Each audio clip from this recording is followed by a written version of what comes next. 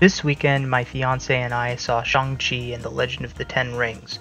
I'd heard the hype, with people saying it might be the best Marvel origin movie in the series, passing movies like Iron Man or Black Panther, and I was excited and skeptical. If you are in that same boat, you can go ahead and drop the skeptical. This movie is absolutely incredible, from the framing of the action, to the visuals, to the incredible emphasis on the Asian American immigrant experience, to the role of family, legacy, and language. This movie did everything right, and I cannot wait to see Simu Liu and Awkwafina in more Marvel adventures in the future. But what struck me most after watching Shang-Chi is how this movie is going to become my prime example to refute one of the stupidest criticisms of Marvel movies, that all Marvel movies are the same. Because in the sense of structure, yes, all Marvel movies are the same, including Shang-Chi, and that is not a bad thing. People criticize the Marvel movies for being formulaic, and that is just stupid, because the formula Marvel follows, quite strictly, is the formula to a good story. It is the basis of every one of their movies, a flawed hero who makes a journey of self-discovery. If you want to criticize the execution of individual installments, I think that is a perfectly reasonable tactic, but to criticize the movies themselves as being structured the same is patently ridiculous. Because the structure they take is the same as every good movie, from Star Wars to When Harry Met Sally to The Lion King. The only difference from every other franchise is that Marvel has kept to this formula, which is why they have yet to truly make a bad movie. So I'm going to break down exactly why Shang-Chi follows that Marvel formula, which is basically a copy-paste of my story circle / the 22 steps that I borrowed from Dan Harmon and John Truby. If you haven't seen Shang-Chi yet, I'm going to throw up another spoiler warning here. Go see the movie first if it's safe in your area, because I highly recommend it. All Marvel movies are founded on the You, a flawed protagonist who needs to learn and grow to become a more complete, actualized version of themselves. Whether it's Tony Stark, Thor, King T'Challa, or Peter Parker, every Marvel movie begins with an incomplete protagonist who will need to learn, grow, and change throughout the course of the movie. Except for one, but we'll talk about him later. In this case, we have Shang-Chi, who goes by the name Sean. He's a Chinese American living in San Francisco. Now, his initial flaw also leads to his first revelation. Sean is a very smart and talented young man, but he's also a bit aimless and lazy. He hasn't yet discovered his purpose in life, and is in fact avoiding the purpose that he thinks is his destiny, the one that his father laid out for him when he was a child.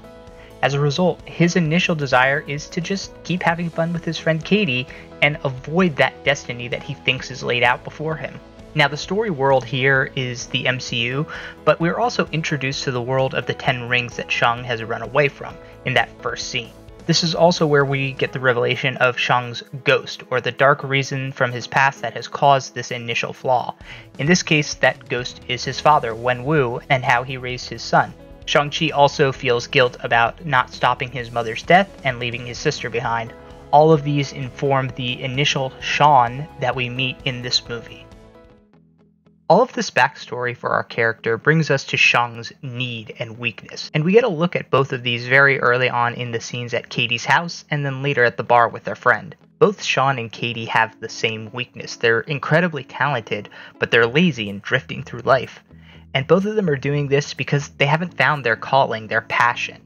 Now, it's slightly different between the two of them, as Shang is concerned that he has found his calling, which is being the killer that his father trained him to be. Thus, he suppresses that side of himself in favor of a much more carefree life. But on the other hand, Katie has a much more traditional existential search for her purpose in the world.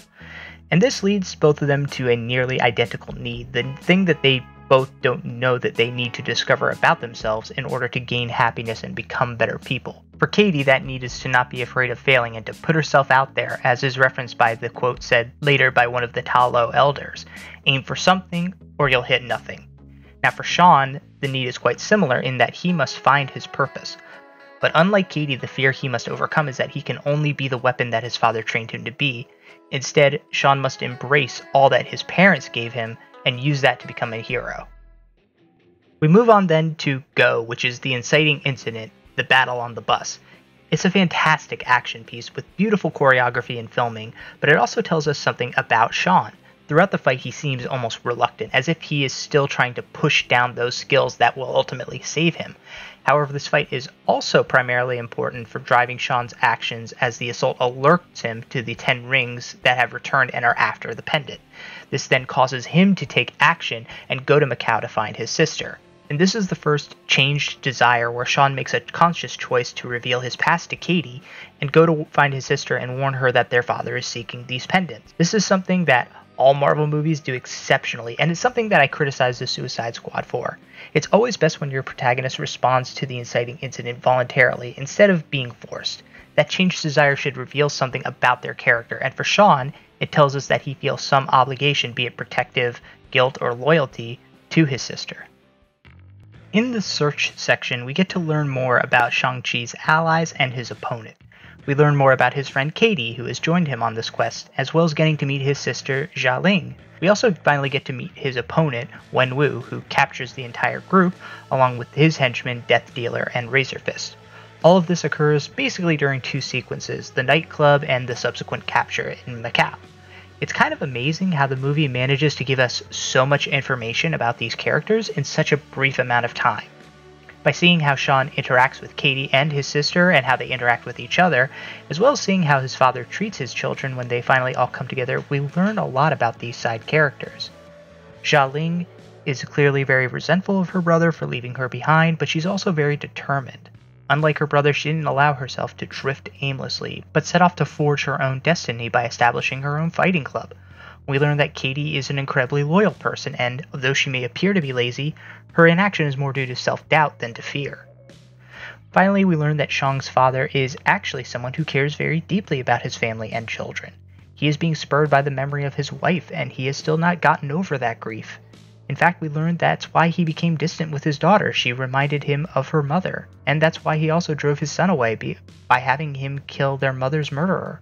And all of these revelations are fantastic because they do something with these side characters and opponents that any really good story should do. They challenge our protagonist's main weakness. Katie challenges Sean because, though they are in the same boat, her attitude is forged by not knowing her purpose and fear, while Sean's is the fear that he has found his purpose. His sister does not have this weakness of needing to find her purpose. She already has. In fact, she forged her own path in a way that Shang is probably envious of. However, she is still held back by her resentment of her family and the fact that she still feels abandoned by them. Finally, Wenwu's weakness is the opposite of Shang's. While Shang is running from the past and his purpose, Wenwu is still clinging to the past. He believes he already found his purpose, that being the wielder of the 10 rings, and his insistence on burying that part of him is ultimately what caused him to lose his wife. So all of these characters are going to attack Shang's weakness and make him understand in their own way that he must forge his own path by channeling the purpose and the legacy that he's been given, but also by accepting and releasing the guilt and grief that he has had to push down. So the find section of the story arc really begins once Shang, his sister, and Katie are all brought to the 10 Rings compound. This is when Shang's desire shifts from that initial desire of wanting to find and warn his sister to now needing to find the village of Ta Lo before his father. This also coincides with his first self-revelation, which comes during that conversation with his father at the map. Shang learns that he cannot fully abandon his past and ignore his family's legacy. He has been pulled back in, and now, one way or another, he has to learn to reconcile his past with his future, even though he had previously been trying to avoid that past.